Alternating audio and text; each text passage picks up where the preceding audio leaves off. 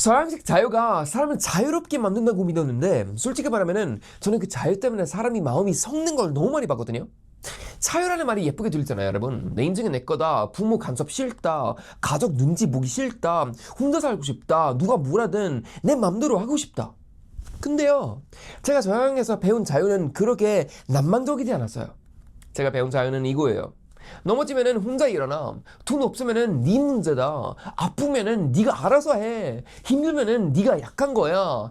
집 없으면은 거리에서 자. 이게 서양식 자유의 진짜 얼굴이에요, 여러분. 누가 제 어깨를 이렇게 두드리면서 헨리야 괜찮아, 잘 될 거야, 잘해봐, 이렇게 말해준 것도 아니었어요. 그냥 갑자기 세상에 던지는 느낌이었어요. 돈도 없고 백도 없고 도와줄 사람도 없고 진짜 아무도 저를 책임주지 않았어요. 그때 미국으로 갔어요. 사람들이 미국 가면은 꿈을 생각하잖아요.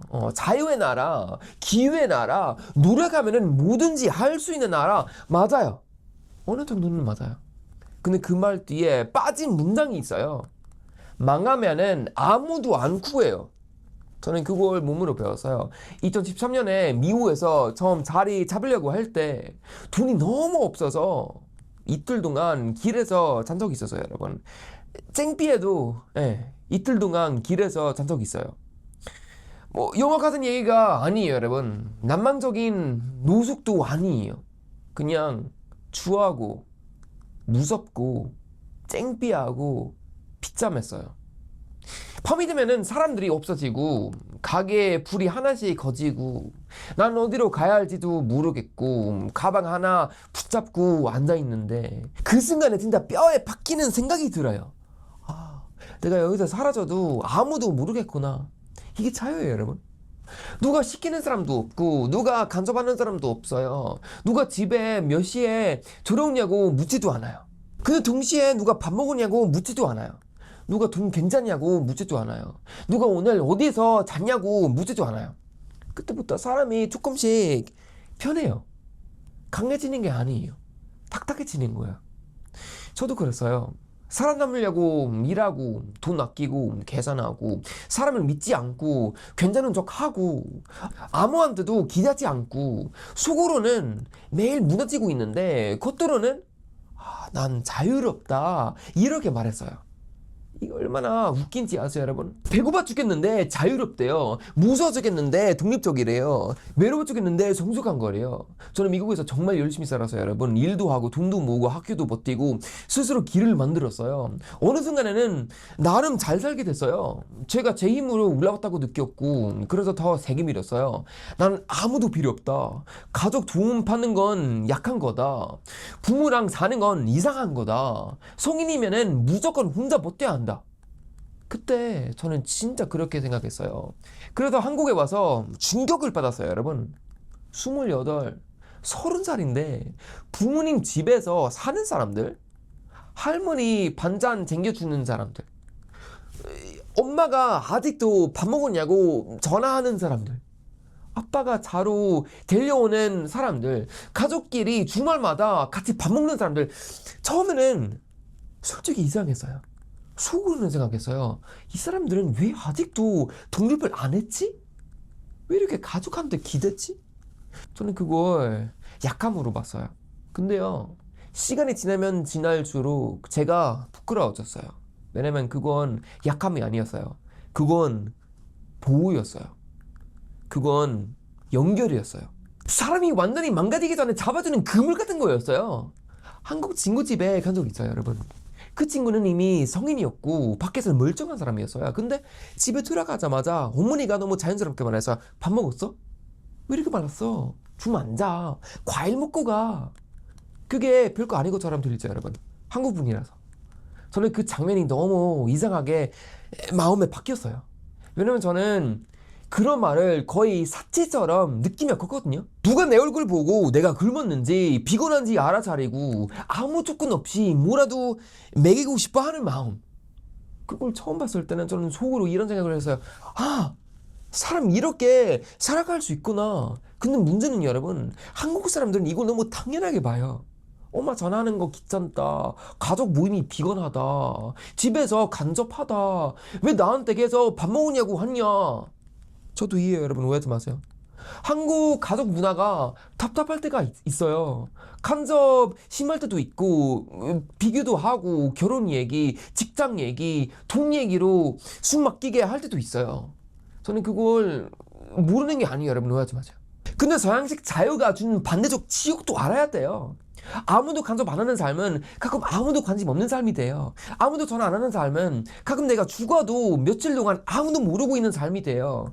아무도 뭘 안 하는 삶은 가끔 내가 완전히 망가지고 있어도 아무도 멈춰주지 않은 삶이 돼요. 이게 사람이 잘 모르는 거예요, 여러분. 특히 한국 사람들 이런 거 너무 모르고 있어요. 자유는 따뜻하진 않아요. 자유는 밥을 차려주진 않아요. 자유는 병원에 같이 가주진 않아요. 자유는 밤에 불 꺼진 방에서 혼자 울 때 등을 두드려주진 않아요. 자유는 그냥 문을 열어줘요. 나머지는 네가 알아서 하라는 거예요. 저는 2015년에 스웨덴 잠깐 돌아간 적이 있었어요. 아버지 집에 한 달 정도 있었는데 진짜 제 인생에서 가장 답답했던 시간 중 하나였어요, 여러분. 이상하죠? 미국에서 길에서 자는 것보다 따뜻한 집에 있는 거 더 힘들었어요. 왜냐면 제 머릿속에는 이미 그렇게 박혀 있었거든요. 부모님 집으로 돌아가는 건 실패다. 도움받는 건 부끄러운 거다. 다시 가족 밑으로 들어가는 건 자유를 뺏기는 거다. 저는 도움을 파는 법을 잃어버린 사람이 되어 있었어요. 이게 서양식 독립의 무서운 점이에요, 여러분. 사람을 강하게 만드는 척 하면서 사실은 사람을 혼자 아프게 만드는 경우가 너무 많아요. 겉으로는 뭐 있어요? 혼자 산다, 혼자 번다, 혼자 결정한다, 혼자 여행한다, 혼자 책임진다. 근데 속으로는 혼자 먹고, 혼자 아프고, 혼자 겁먹고, 혼자 무너지고, 혼자 다시 일어나야 해요. 계속 그렇게 살면은 사람이 따뜻해지는 게 아니라 방어적으로 변해요. 누가 도와주려고 해도 의심해요. 누가 가까이 오라고 해도 부담스러워요. 누가 걱정해주면은 간접처럼 느껴요. 누가 사랑해주면은 빚진 것처럼 느껴요. 그건 진짜 비극기예요. 사랑을 받아본 사람이 사랑을 자연스럽게 쳐요. 쟁김을 받아본 사람이 남을 쟁겨요. 가족 안에서 버텨본 사람이 밖에서도 사람을 버려주진 않아요. 물론 전부 그런 거 아니에요, 여러분. 오해하지 마세요. 서양에도 좋은 가족 많고 한국에도 작은 가족도 있어요. 이건 국적 예의가 아니에요, 여러분.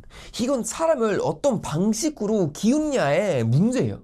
근데 제가 본 서양식 사고는 너무 자주 사람한테 이렇게 말해요. 너는 너고 나는 나다. 네 문제는 네 문제다. 내 공간 침범하지 마라. 내 자유 건드리지 마라. 내 인생에 들어오지 마라. 저번에 뭐 있어요, 여러분? 깨끗해 보여요. 쿨해 보여요. 근데 그 사고가 너무 오래 가면은 결국 사람들 사이에 벽만 남아요. 친구도 일정 잡아야 만나고, 가족도 약속해야 보고, 이웃은 얼굴도 모르고, 아픈 사람은 조용히 사라지고, 외로운 사람은 괜찮아 라고 말하다가 더 깊이 가라앉아요. 저는 호주에서도, 여기 예쁜 호주도 그걸 느껴요.